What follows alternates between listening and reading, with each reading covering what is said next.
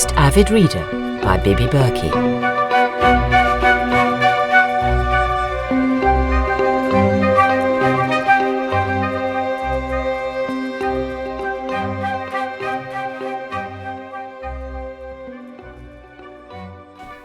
The Women in the Woods, Chapter 9.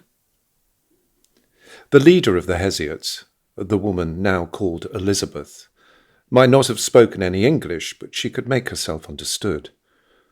What's more, her adolescent daughter, Maria, was learning the language fast and often acted as an interpreter. Elizabeth was 28, it transpired, and had 3 children, all girls, Maria being the eldest. She was a humorous woman, often bringing out smiles in her tribeswomen, laughing frequently at who knew what. Nathan loved her. He wasn't at all sure whether she loved him back. For the first time in his recent life, he sensed something like contentment and revelled in his role as protector. The Hesiots' charming ignorance called for a new level of usefulness in him. The agreement with the Hadleys had been that the women could live in the farm cottages, but the erstwhile occupants had to be removed forcibly to make space for them. In return, the women would have to work the land and apply themselves to any task they were set. As it happened, they were strong enough to tackle all the agricultural labour that their predecessors had been paid to do. If they felt hard done by, then they showed no inkling of it. If Nathan had been alone when he found the child's body in Fair Spinney that day, then who knew what course of action he might have taken? He might well have shut his eyes to the discovery, left the child rest there undisturbed. These women were penniless and ignorant of local practices. If a child died of natural causes, as this poor infant probably had, then they knew no better than to choose a grave of their own making, given their rather idolatrous relationship with trees. The foot of a beech was probably the most fitting site for this wretched little creature. But Nathan had not been alone when the body was found, and there was simply no way that the discovery could be covered up.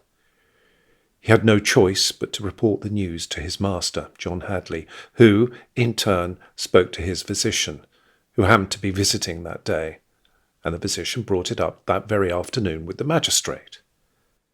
The body was exhumed, if you could call it an exhumation, given how shallow the grave was, and inspected, and no obvious cause of death found, which opened the way to a host of sinister interpretations.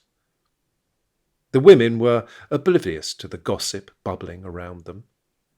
If Elizabeth was wounded by the insistent questions the Hadley estate farm manager was daily throwing at her via her daughter, why would she care about his odd obsession? She had other thoughts and feelings. Primarily, the private jubilation of being pregnant once more.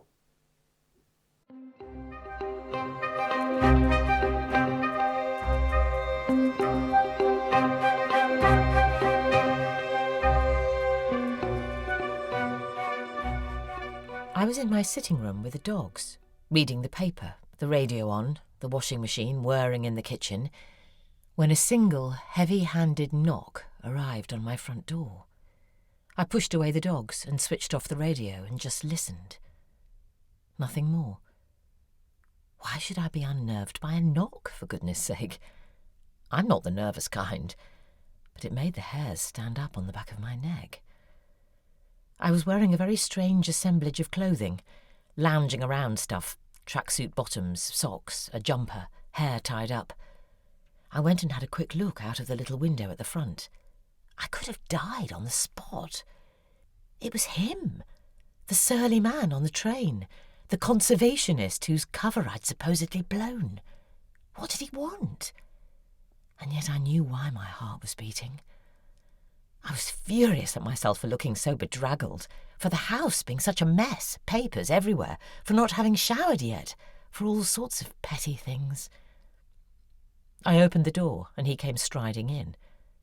"And this is another bloody annoying thing," he said. He was almost ranting, was continuing an argument he'd had with me in his head ever since we parted at the station. "How dare you call the police?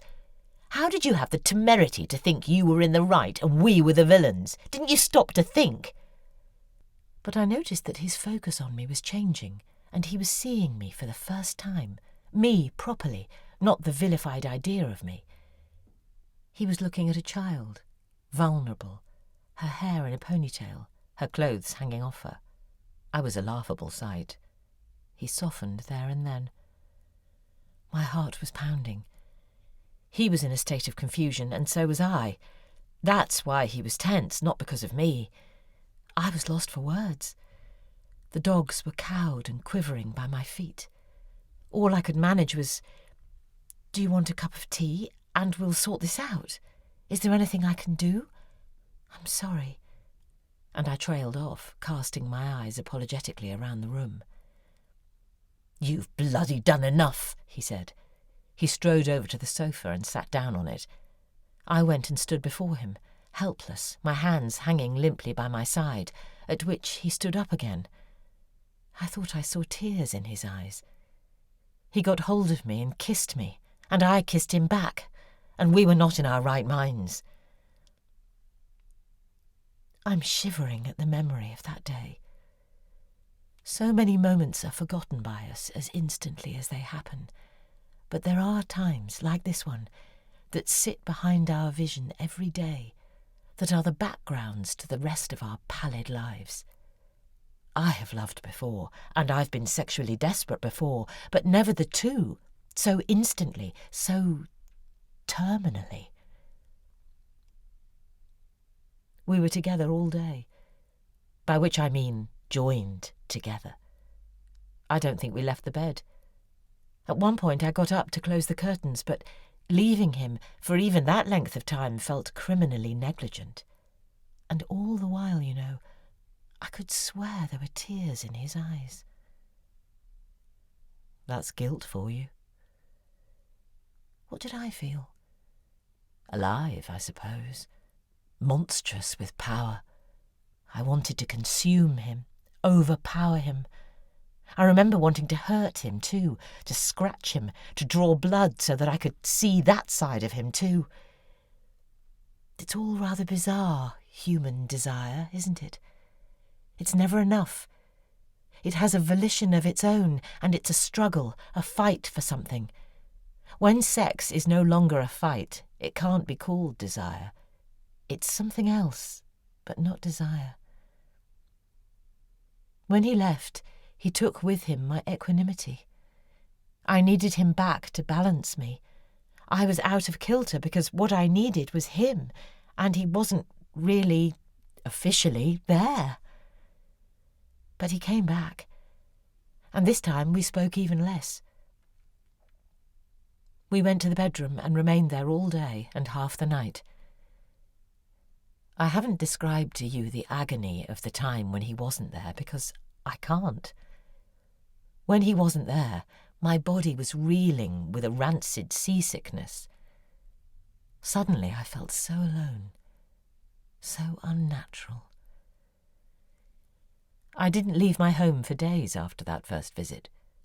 I remember washing myself and sitting in the bath in silence, my legs pulled up to my breasts, spasms and vibrations racking my body at intervals. I was ill with being without him. When he came back, I was a delirious blank. I was real and breathing and alive. And then he left again, with no promise of ever returning, and I entered the cold black vault of the waiting lover. What an awful, awful role to play. The one who waits. But then, I don't like waiting on anyone. I like to take things into my own hands.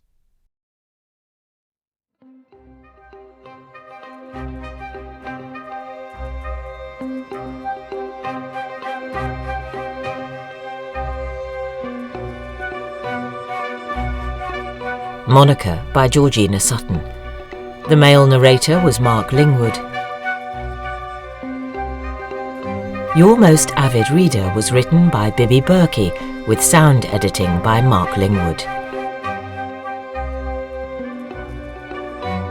It was made by Tempest Productions and brought to you with the kind support of Rattlesnake Books, an established seller of books, maps, ephemera, art and curiosities.